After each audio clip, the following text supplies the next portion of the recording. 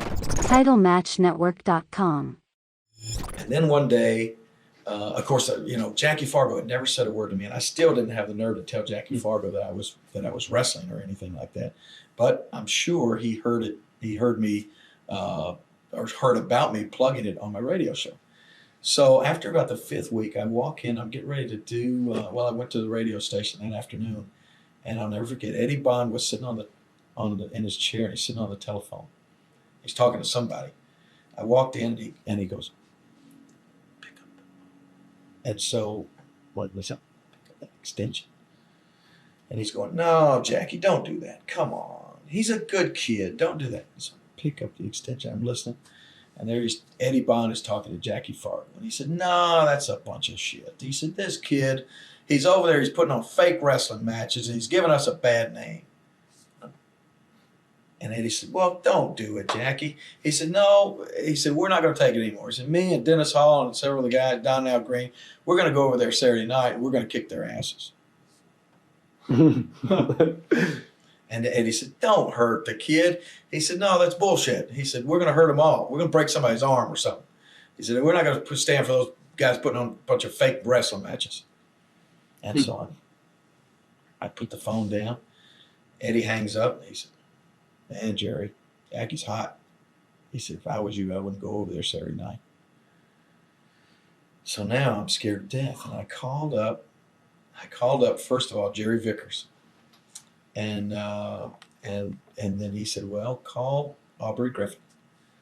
And I called the Aubrey Griffith, who of course had worked for years for Goulas and Welch. And I said, "Aubrey, we can't have the match Saturday night." He said, "Why not?"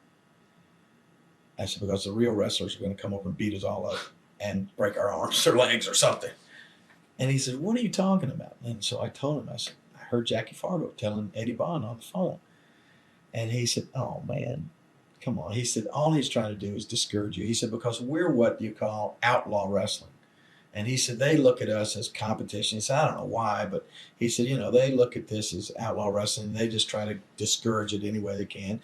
And they know you're talking about it on the radio, so they just want you to stop." And I said, "Are you sure?" And then he said, "Trust me. Jackie Fargo and Al Green and Don Green are not going to come to West Memphis, Arkansas Saturday night." He said, "I'll bet my life on it." So anyway, we went over there Saturday night, and I'll never forget, I told Jerry Vickers, I said, "Jerry," I said, "we got to watch each other's back." And there was a popular country music song out at that time by a guy named oh gosh, I don't know, some guy that was on Hee Haw. I think his name was Jerry something, I don't know. But anyway, it was about a rabbit that could run real fast, and it said, the words to it was, "That's all right, my ears may be thin, but I can burn the wind," or "I can run so fast I'll burn the wind." So I'll never forget, Jerry Vickers he said, "When I'm in the ring, you watch the back door." He said, "When you're in the ring, I'll watch the back door." He said, "If anybody comes through that even looks like a wrestler," he said, "we'll burn the wind." And so sure enough, we would go and wrestle, and no wrestlers showed up. And that's when I knew that these guys were right. They were just trying to discourage me from being involved with the outlaw wrestling. And the following week, I guess Jackie knew that I sort of called his bluff. And the following week, Jackie Fargo came to me and he said, "Look, kid," he said, "I guess you're set on trying to be a wrestler." He said, "If I get you a match with Nick Goulas' organization, will you quit fooling with that crap over in West Memphis, Arkansas?"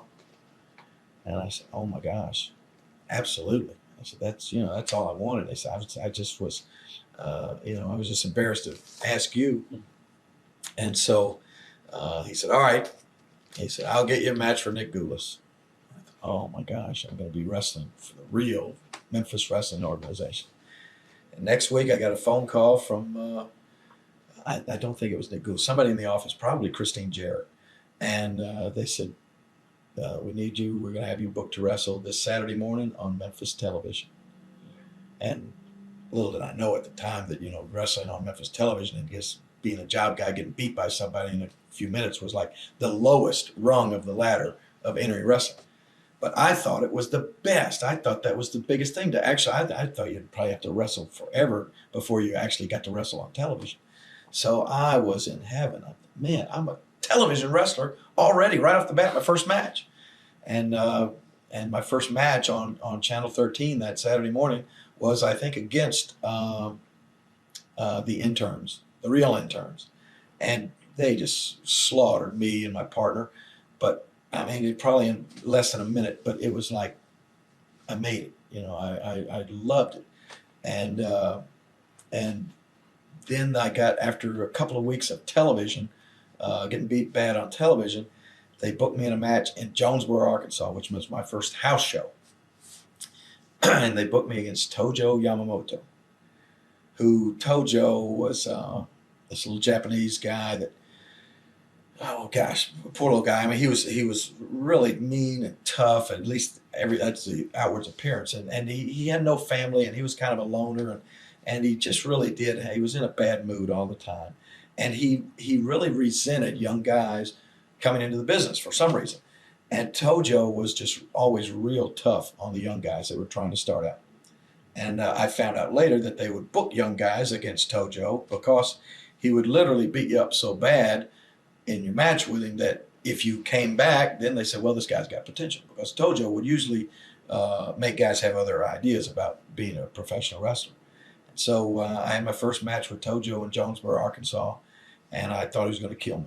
I mean, he would slap you so hard with the chops and hit you so. I mean, his whole thing was the Japanese karate and judo.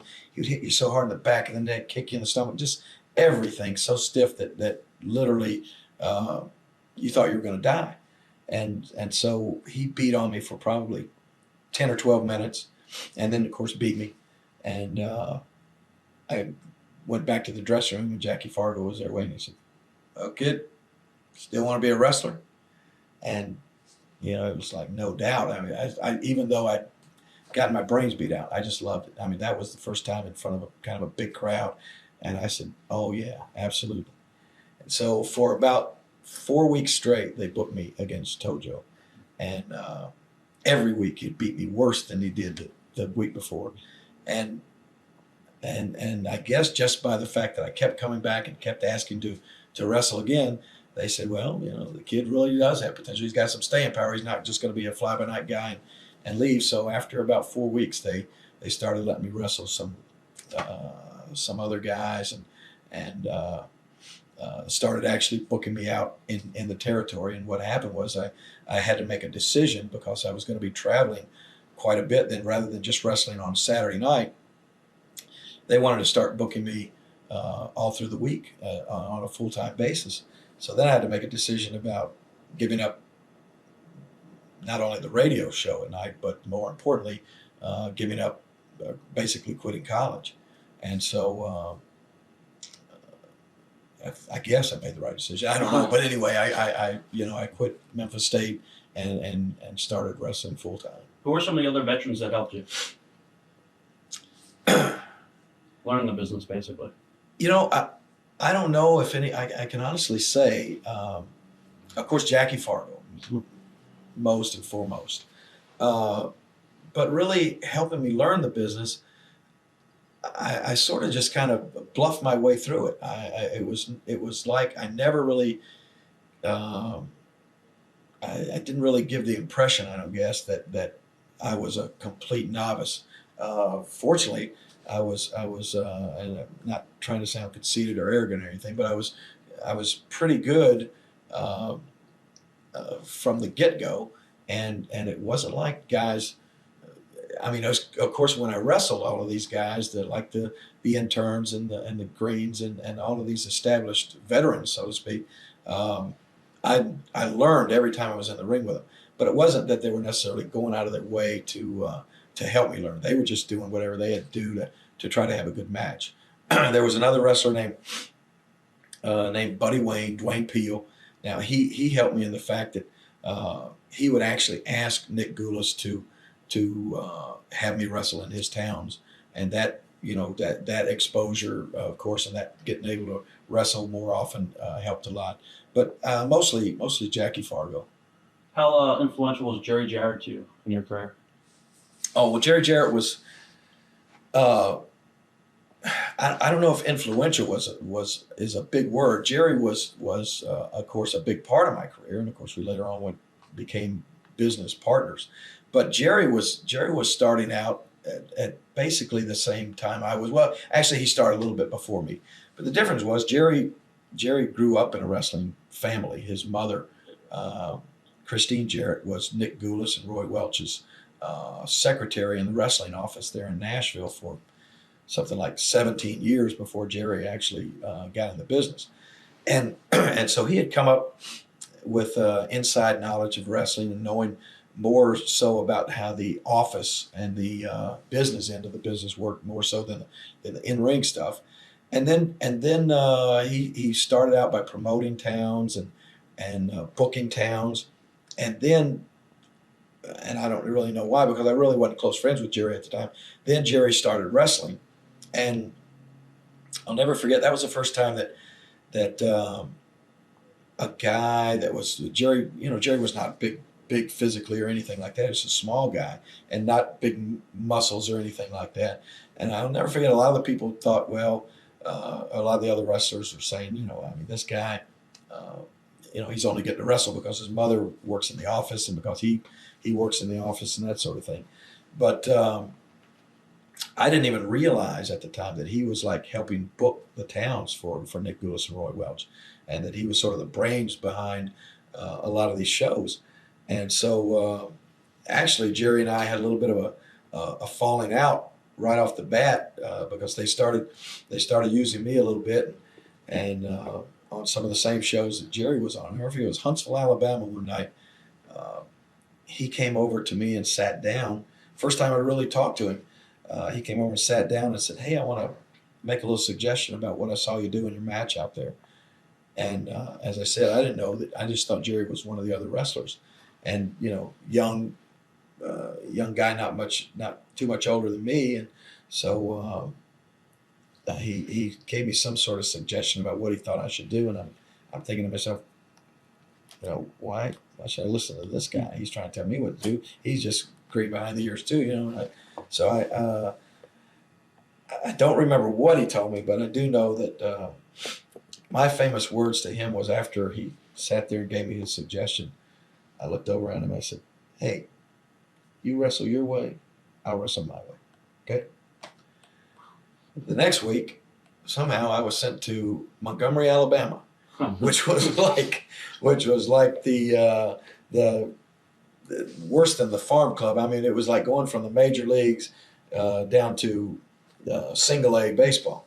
And I didn't realize at the time that it was Jerry Jarrett that was behind that. But I found out really quickly that Jerry was one of the bosses.